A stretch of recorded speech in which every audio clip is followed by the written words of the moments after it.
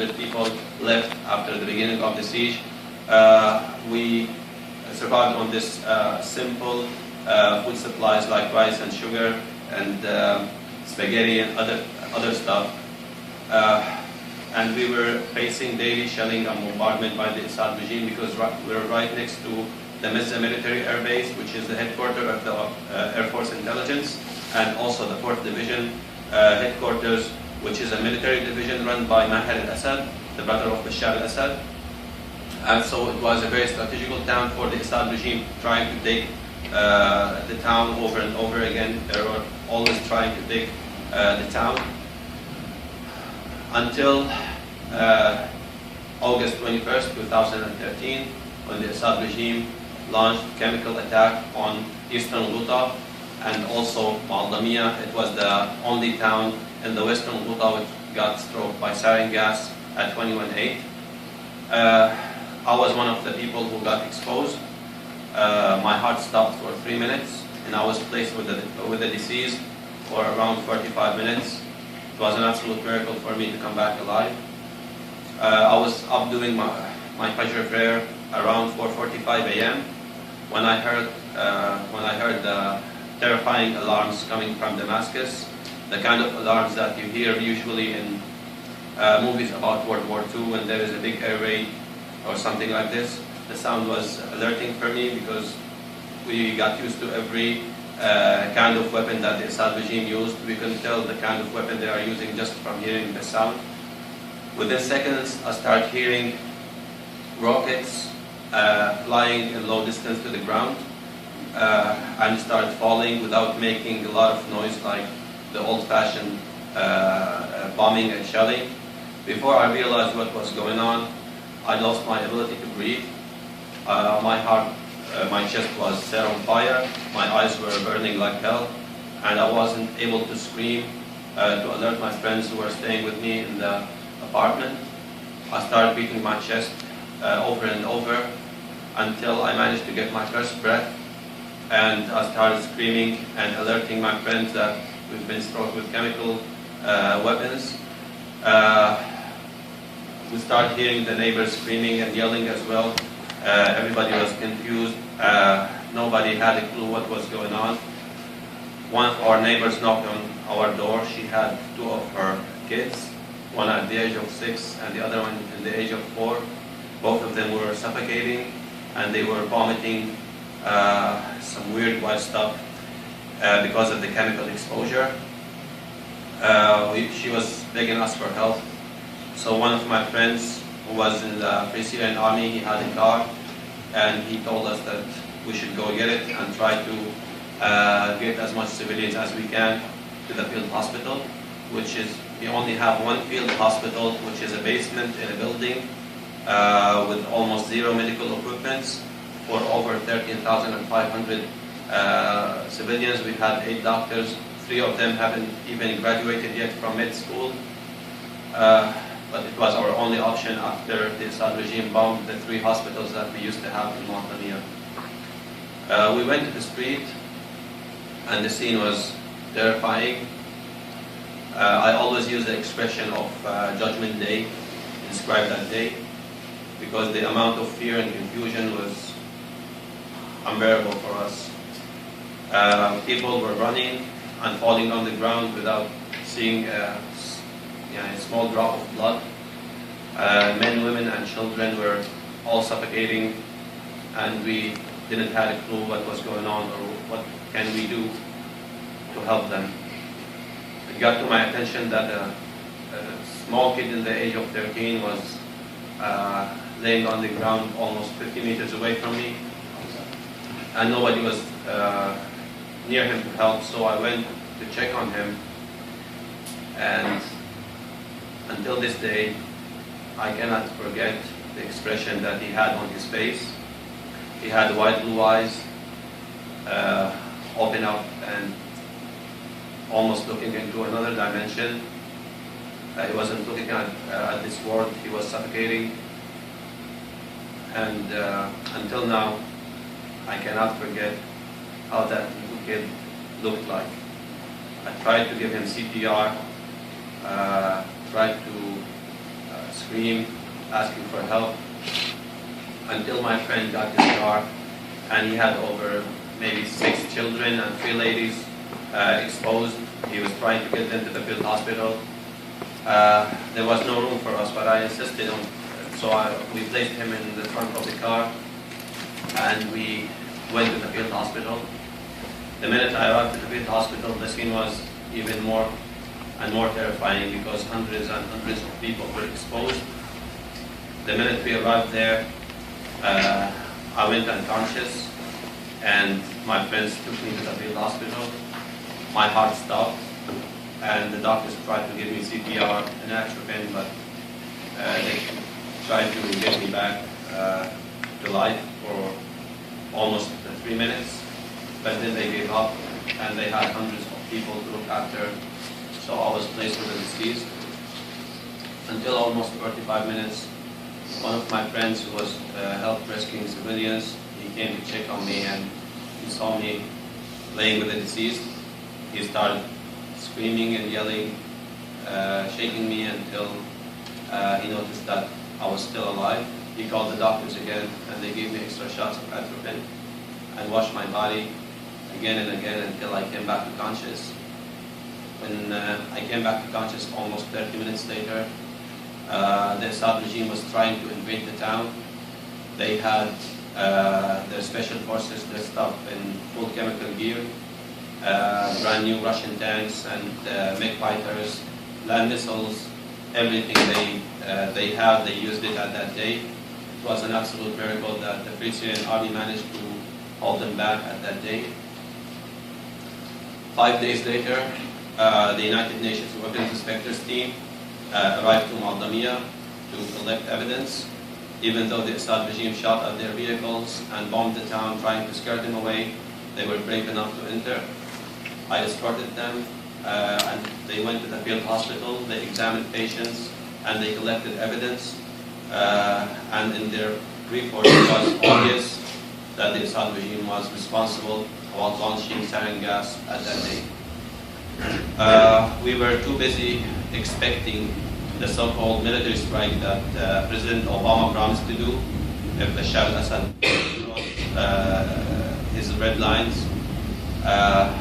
And nobody was caring enough to make stories about the malnutrition cases that we started to notice in Mu'addamiyah and other besieged towns because of the lack of food. We only had olives and leaves of trees to survive on.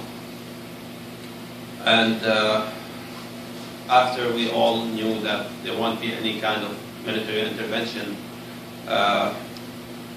the international media only cared to they only started making stories after we started seeing people.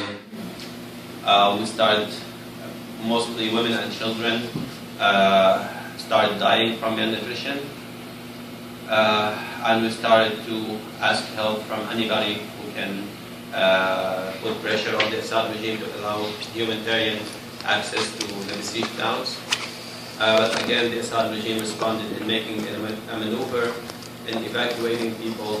Almost 4,500 people evacuated in 2013 in October, and most of them were arrested. A lot of women got raped, and a lot of sexual harassments and robberies, executions, everything we were expecting from the Assad regime to do, they did it, but the civilians who said yes for the evacuation, they had only 2 options. Either they will starve to death, or they will risk their chances in going outside to see unknown destiny. The United Nations tried to enter Mu'addamiyah and have humanitarian aid, but the Assad regime always stopped them over and over again. And we were watching our families dying from malnutrition, and we had nothing to do. And that's why I decided to do a hunger strike at the end of 2013 to raise awareness about what's going on inside of Mu'addamiyah and other besieged towns in Syria, because it looked like me that the media was, they would have be more interested on making a story about a guy who's doing a hunger strike in a starved town than they would have had attention or interest in making stories about starving civilians in besieged towns. I had a lot of help from amazing people all around the world, and they did solidarity hunger strikes. We had a lot of high-profile people participated in the hunger strike, like congressmen and PhD holders from the States and Britain. And we managed to make a lot of noise, but unfortunately, again, nobody stepped ahead to help us. And we had only one option. At the end of 2013, we were forced to say yes for a so-called truce from the Assad regime, with the Assad regime. And a truce, it was more like a call for surrender because of the conditions. They asked us to raise the regime flag over Mu'adamiyah and hand over weapons and dissent officers and activists and assign a military commander, all of that in return of having small shipments of food, which we are paying a lot of money to get it. We were being blackmailed literally by the Assad regime, and all the world again was watching, and nobody did anything to pressure the Assad regime, at least to enter humanitarian aid.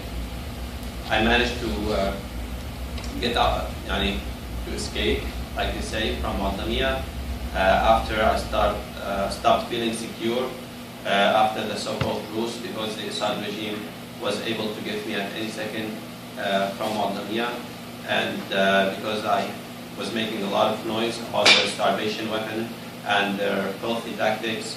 I was one of the most wanted people for the regime inside Mu'adamiyah. I got an offer from the 4th Division, from the Chief of Staff of the 4th Division during Geneva, that if I went outside to Damascus to have a talk with him, I will be safe and have freedom of choice to do whatever I want. So I took my chances, and before I went, I did a couple of stories with magazines and the newspapers like the Telegraph, explaining what's going on with me and in Mu'adamiyah. So in case of anything will happen, the world will know at least who to blame, like what happened with Dr. Khan, for example. I went outside and I met Hassan Blad. He's the Chief of Staff for Maher al-Assad. He was trying to convince me to work to their side and start telling the world that everything's okay, take advantage of my my relationships with international media and newspapers, because during Geneva the world was watching closely what's going on inside of Syria. I had to be really smart and calm to convince them that I might say yes. They were trying to play a good cop and bad cop scenario with me. They were trying to tell me that the Assad armies and the Free Syrian army were forced to fight each other because of the intelligence, and they are the bad guys and the Assad army are the good guys, and I should trust them. And to make me believe their story, while I was in Damascus, they sent some intelligent agents and they took me out of the hotel that I was staying in. They beat the crap out of me and they wanted to arrest me, and suddenly the 4th Division came to rescue me and they set me free. I passed borders to Lebanon using a fake ID. It was an absolute miracle that I made it. And when I arrived to Lebanon, I stayed with foreign reporters until I managed to make it here to the States. It was more like Ben Affleck and Argo. Anybody saw the movie? Yeah. So I was so lucky and blessed to be able to be here and share my story. And I just want to play a couple of videos to have you more into the story. Get started. see, I was still confused and suffering from breathing issues, and I was trying to remember what happened with me at that day, especially when I went unconscious. Again, I'm gonna tell you, there is no words to describe what happened at that day. I think it's absolutely disgusting and pathetic to see a lunatic like Bashar al-Assad using sarin gas in the 21st century, and the whole world is watching, and nobody is doing anything to stop it. During the past 3 weeks, the Assad regime started using chlorine gas to attack towns in the suburbs of Damascus or in Hama. It's the chlorine gas. This gas was first used by Hitler in World War II, and right now the Assad regime is using chlorine gas again, and sometimes they are using white phosphor to attack civilians. And when I met with Mrs. Powers only 2 days ago, I told her about the new chemical attacks, and she already knows. And again, it's disgusting and pathetic to see this happening, and everybody are just looking the other way and pretending like there is nothing wrong going on inside of Syria. The next video is when I was with the United Nations Weapons Inspectors team. It's a very small video. So they will know that the United Nations Weapons Inspectors team entered Mu'addamiyah. They examined patients, and they went to crashing zones. They examined some of the rockets that the Assad regime used during the attack, and they gathered informations, and they wrote their report to the Security Council. And it was obvious that the Assad regime was responsible about launching sarin gas at that day, because every once and then I hear stupid stories about another propaganda from the Assad regime, that it might be Al-Qaeda who used the sarin gas, or sometimes Turkey, or I don't know, maybe people from Mars. But I'm showing this video again so people will know that the Assad regime are the ones responsible about launching sarin gas. We'll see the last video. And as you can see, this is when I announced the hunger strike. I choose this spot to announce the hunger strike because behind me you can see the kinds of herbs that we were trying to plant. Some simple herbs like rocca sometimes, or anything to survive on beside of the olives that our town is familiar with. I was standing right next to a kindergarten which got struck by the Assad shelling. They struck the kindergarten with land missiles. Over 25 children were killed, and 7 ladies who were working there as teachers, they also died. It was sometimes we tried to make start thinking about making small schools or anything, any kind of activities for the small children in Mu'addamiyah who are living in unbelievable situation, trying to keep them close to their missing childhood. But obviously Bashar al-Assad thought that they don't deserve even the chance to stay in school.